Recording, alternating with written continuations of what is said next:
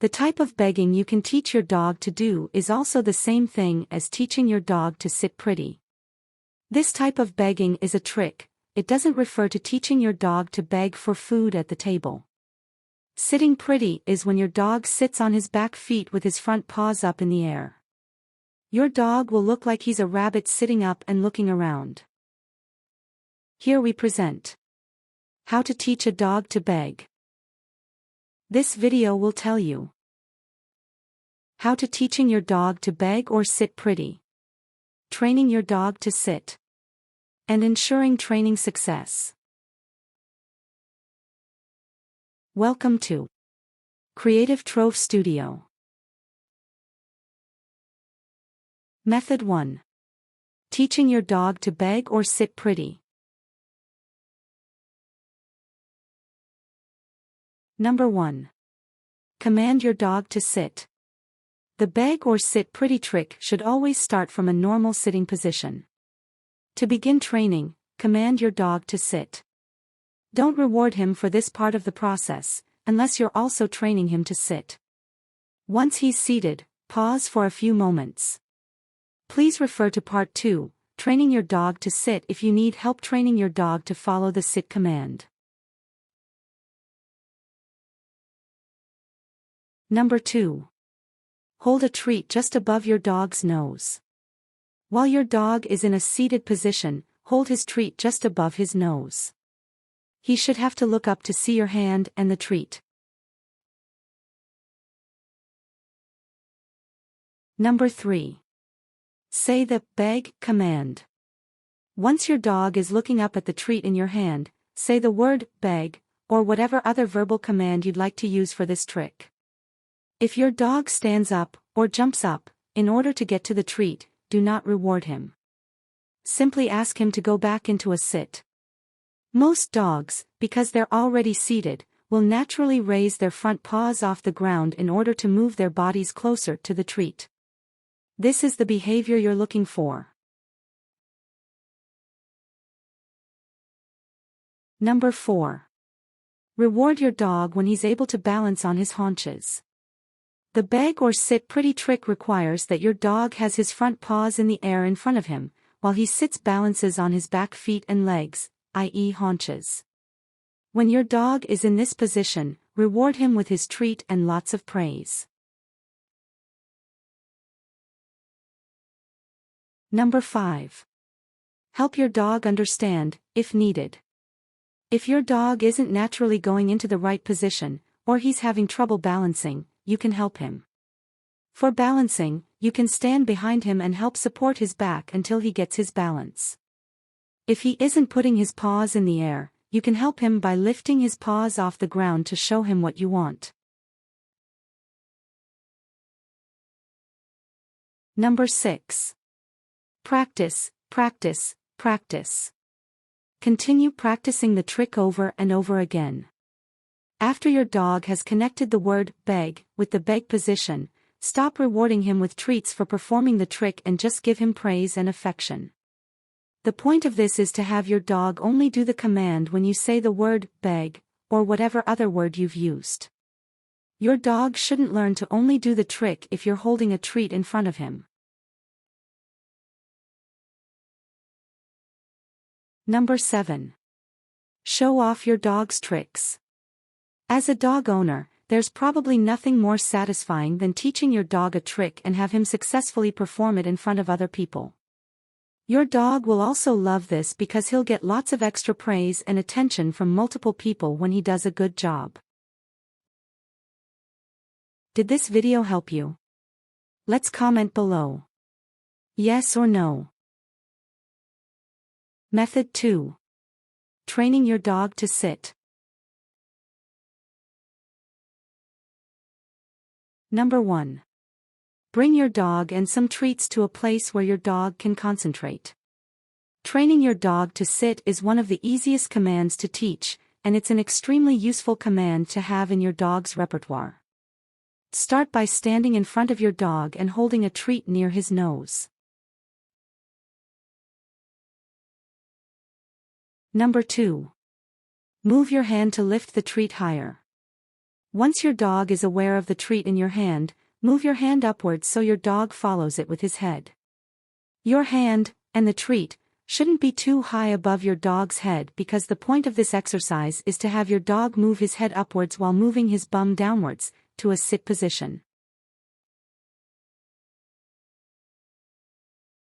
Number 3. Give the sit command. Once your dog's bum is on the ground, and he's in a sit position, say the word sit verbally. Give your dog the treat after you give the command, and shower him with lots of praise for doing a good job. The point of this exercise is to attach the word sit with the behavior of sitting by rewarding your dog. Number 4. Repeat the steps. Even if your dog is able to perform a sit after one try, the purpose of training is to make it second nature by practicing it over and over. Repeat the training steps several more times, and reward your dog only when he's successful. Keep each training session to around 15 minutes so your dog doesn't lose focus. Number 5. Use the command without the treat. Once your dog has mastered sitting because he hears the command and sees the treat, stop using the treat. This step is important because you want your dog to sit down when you say the command, sit. You can still reward your dog with praise when he's done a good job. Number 6. Practice the command as part of your dog's everyday routine. Start using the command on a regular basis. Before you feed your dog, ask him to sit. While you're putting his leash on, ask him to sit. When he's out for a walk, ask him to sit when you stop. And so on. Training doesn't stop when your dog has mastered a command. Training has to continue in order to reinforce the command as part of your dog's behavior. Avoid taking shortcuts once your dog has mastered a command, or you may undo all the training you worked so hard on. For example, don't cave and give a treat if your dog doesn't follow a command. Don't allow your dog to continue whatever he was doing without following a command you've given.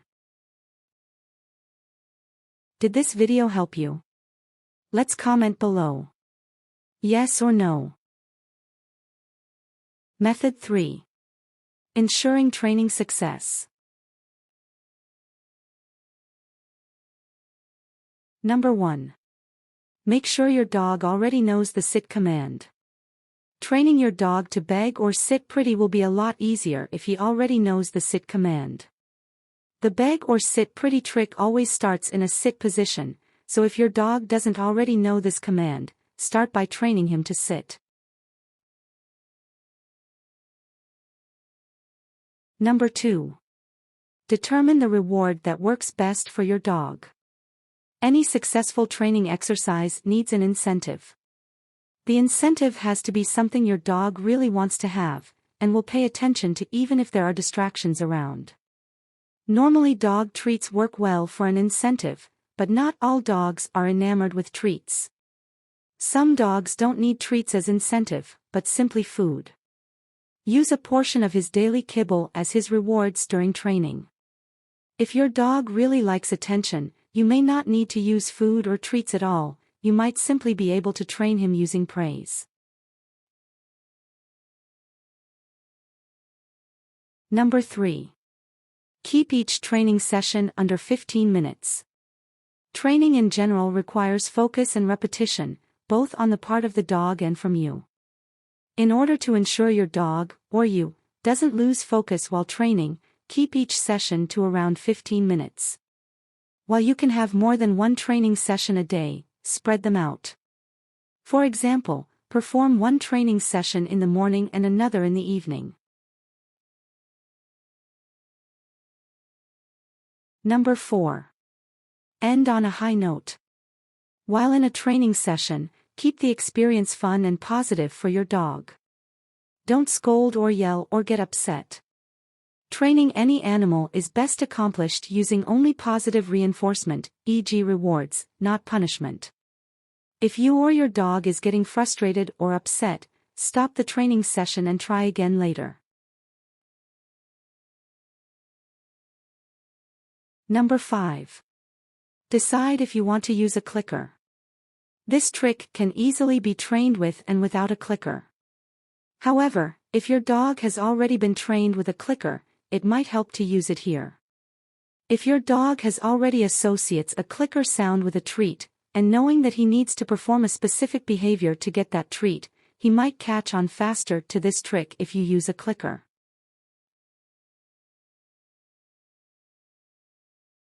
Warning. 1. Not all dog breeds will be able to comfortably perform this trick, as they won't be able to balance properly on their back feet. If you have a dog that has a long body, like a dachshund or a corgi, you may not want to try this trick.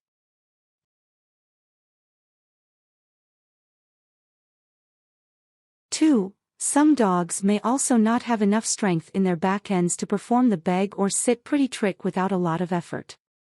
That's one of the reasons this trick is so great, because it will also help your dog build strength in that area if you perform it often enough.